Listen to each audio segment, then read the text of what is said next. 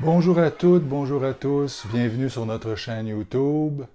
Aujourd'hui, je vais vous présenter un outil que l'on appelle la matrice. Je vais vous parler de la matrice, c'est un outil utilisé dans l'approche qu'on appelle la thérapie d'acceptation et d'engagement, l'ACT, ACT. Alors, la matrice se présente comme ça, OK? J'ai 4 cadrans et j'ai un centre. Ça, c'est une matrice vide qui n'a pas encore son contenu. On va y mettre du contenu. Vous allez voir de quoi il est question. Alors voici la matrice avec son contenu ou avec un début de contenu. Je vous présente les 4 sections, les 4 cadrans de la matrice. On peut dire en partant que les 2 sections du bas concernent notre vie intérieure, les 2 sections du haut concernent notre vie extérieure, nos actions. OK? Le cadran de droite en bas à droite concerne ce qu'on appelle nos valeurs, ce qui est important pour nous. Quoi est important pour nous? Qui est important pour nous? Nos valeurs, la personne que je veux être, appelons ça comme on veut, la façon qui nous parle le plus. C'est de ce qui est important pour nous qui est question dans ce cadran-là. La section du haut, en haut à droite, le cadran en haut à droite, je vous disais, concerne la vie extérieure, nos actions. On parle d'action de rapprochement, d'action engagée. Thérapie d'acceptation et d'engagement. L'engagement, il est ici. Action de rapprochement, ça va être des actions qui me rapprochent de ce qui est important pour moi. Ce qui est important pour moi, disons, ma famille, des actions que je vais faire pour qu'ils me rapprochent de cette valeur-là. Je vais aller visiter mes parents, je vais faire un souper de famille de temps en temps. Ce sont des actions concrètes. Des actions concrètes qui me rapprochent de ma valeur.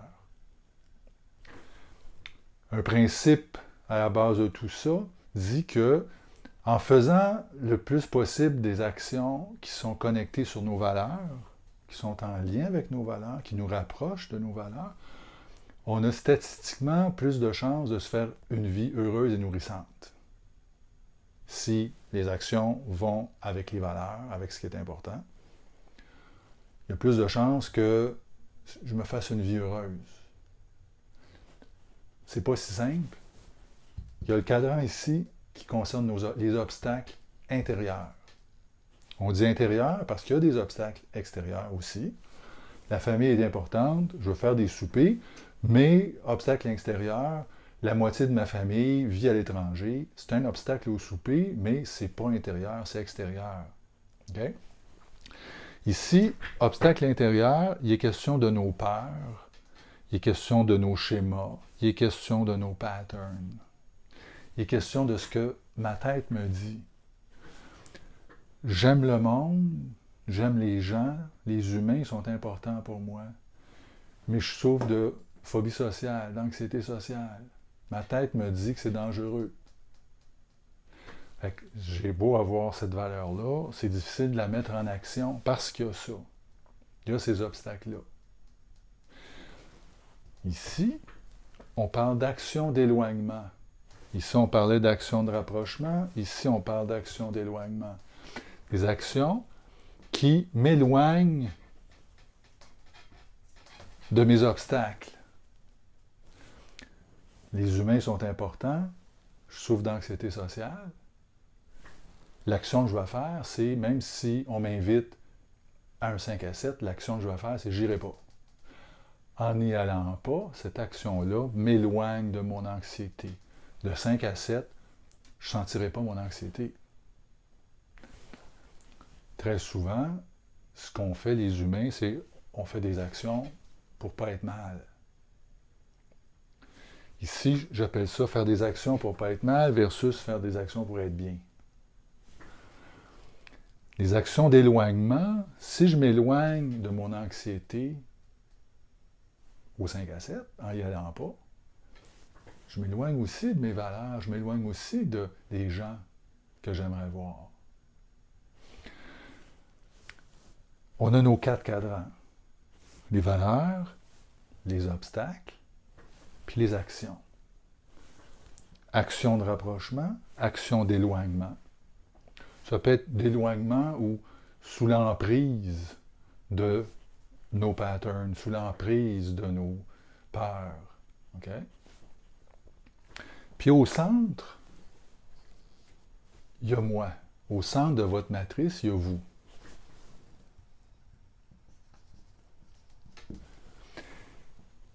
Il n'y a qu'une personne qui puisse être au courant, qui puisse connaître tout le contenu de votre matrice. C'est quoi vos valeurs? C'est quoi vos obstacles? C'est quoi les actions que vous faites pour vous éloigner, pour vous rapprocher? Qui peut être conscient de ça? Il n'y a qu'une personne, c'est vous. Pour ma matrice à moi, il n'y a qu'une personne qui peut être conscient de tout ça, c'est moi. C'est pas mon conjoint, ma conjointe, c'est pas mon psy, ma psy, c'est que moi. Je suis au centre de ma vie. Puis il n'y a que moi qui peut observer. La première tâche qui vient avec la matrice, c'est une tâche d'observation. Comment, périodiquement, régulièrement, le plus possible, je vais peser sur pause, puis tourner la lentille, puis je vais m'observer vivre. Puis je vais me poser la question, il y a 2 axes. Vous avez remarqué, il y a 2 axes dans cette matrice-là. Un axe horizontal, un axe vertical. Quand je vais m'observer, qu'est-ce que je vais observer? Bien, je vais me poser 2 questions. Les 2 axes. Ce que je suis en train de vivre, ce que je suis en train de faire, est-ce que ça me rapproche d'une valeur ou de quelque chose d'important, ou est-ce que ça m'éloigne d'un obstacle, d'une souffrance, d'un pattern? Est-ce que ça m'approche ou est-ce que ça m'éloigne? Première question. Sans se compliquer, juste observer. On fait juste trier des cartes quand on fait ça. On ne part pas dans « oui, mais c'est parce que ». Il n'y a pas d'élaboration, de théorie, puis de pourquoi, puis de comprendre. On observe, puis on trie les cartes. Ce que je fais là, ça m'approche. Ce que je fais là, ça m'éloigne. Deuxième question. Ce que je suis en train de vivre là, dans ce ici, maintenant, ci, est-ce que ça vient de ma tête ou c'est dans le présent? Si je suis en train de parler avec quelqu'un, puis ça se passe plutôt bien, puis on parle, puis on échange, puis on pose des questions, puis on écoute, puis on... Mais il y en a un des deux, pendant qu'il est en train de parler avec l'autre, sa tête est en train de lui dire « Regarde, il ne te trouvera pas intéressant, il ne doit pas te trouver intéressant ben de lui, là. » OK? Puis que sa tête, dans ses patterns, il y a un schéma d'imperfection, il y a de l'anxiété, il y a de la peur de ne pas être aimé, la peur du rejet, OK? Les 2 personnes sont dans la même expérience d'échange qui, dans le présent, se passe plutôt bien. Mais il y en a un des 2 qui est dans sa tête, qui est en fusion avec ce que sa tête lui dit. On verra ce que ça veut dire être en fusion. Il croit ce que sa tête lui dit. On croit nos pensées. Fait qu'il est en train de parler avec, puis sa tête lui dit ça. Puis s'il est suffisamment en fusion, ce que sa tête lui dit va prendre le dessus sur l'expérience présente, ici, maintenant. Il y en a un des 2 qui va avoir trouvé que ça a été une belle rencontre, je suis content, on a pu échanger, puis c'était le fun.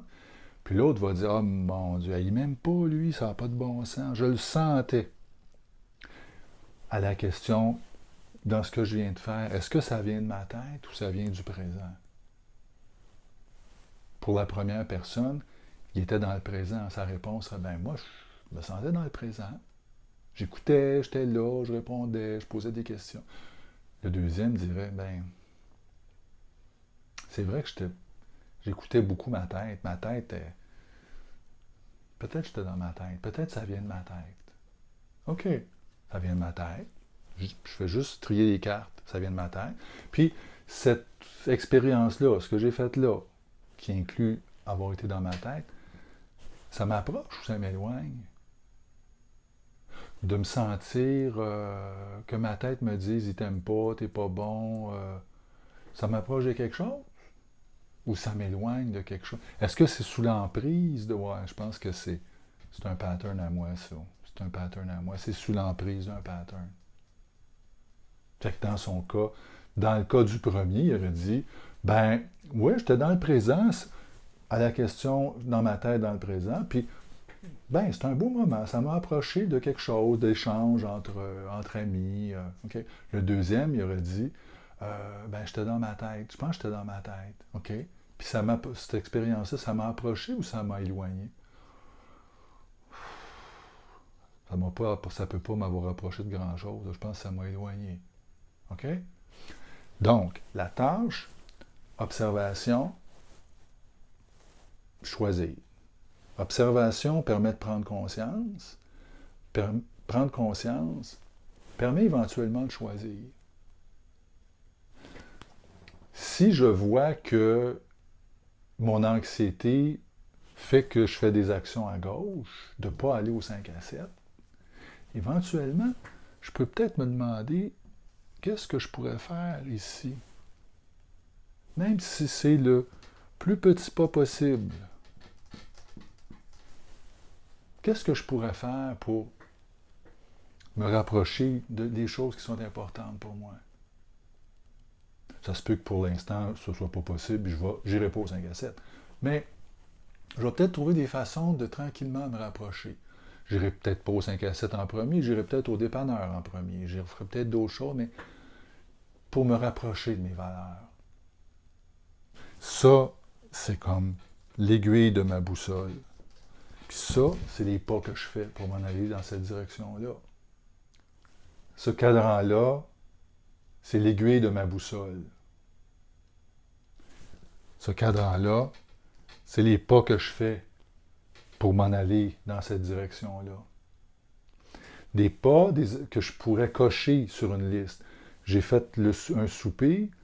C'est pas parce que j'ai fait 200 soupers que ma valeur familiale disparaît. Ma valeur, elle va rester là. Je fais juste des pas, des actions. Ça, je ne peux pas le cocher, c'est des valeurs. Je pourrais comparer ça au point cardinal. Ça, c'est l'Est. Une valeur pour moi, ce serait l'Est, d'aller vers l'Est. Puis, ici, je fais des pas.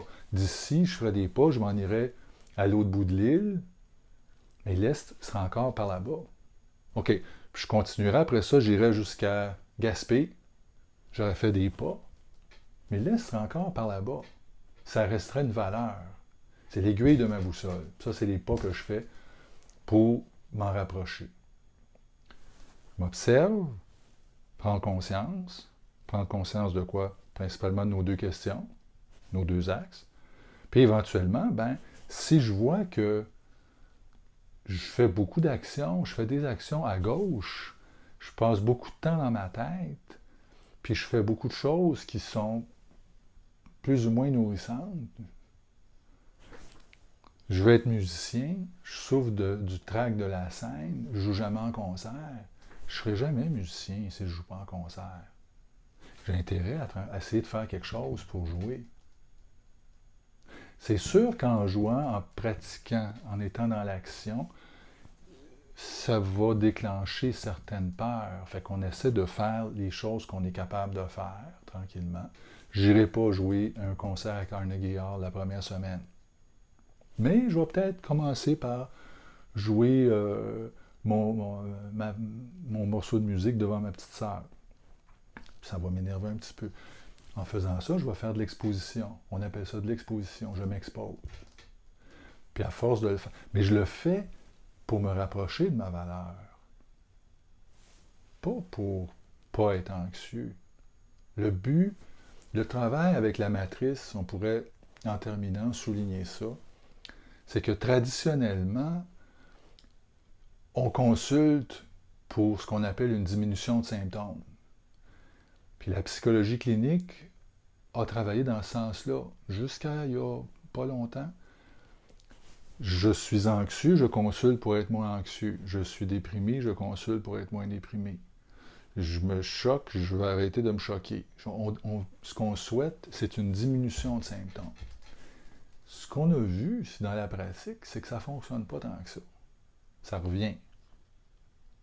On a eu intérêt à trouver d'autres pistes et à élaborer autre chose. Ce qu'on sait, c'est que la tête, c'est un organe additif, c'est pas un organe soustractif. On y reviendra dans d'autres vidéos là-dessus. Mais il ne peut pas enlever des choses, il peut en ajouter. Fait au lieu d'essayer d'enlever l'anxiété, je vais essayer de cultiver d'autres choses. Je vais essayer de me rapprocher du 5 à 7. Je vais essayer de monter des petits concerts pour jouer en public. Je vais cultiver. Si j'attends de ne plus être anxieux pour jouer en public, ça se peut que j'ai l'âge de la retraite. Hein. Il va être tard un peu. Puis je vais être passé à côté de ce qui est important pour moi. Nous, ce sur quoi on insiste, c'est l'action. L'action est thérapeutique. Je fais des actions qui sont connectées sur mes valeurs le plus possible. Malgré les obstacles. C'est ça l'objectif de l'acte. L'acte appelle ça la flexibilité psychologique. De faire des actions, d'être capable de faire des actions en lien avec nos valeurs, malgré les obstacles internes. Première présentation de la matrice. On se revoit. Bonne fin de journée. À bientôt.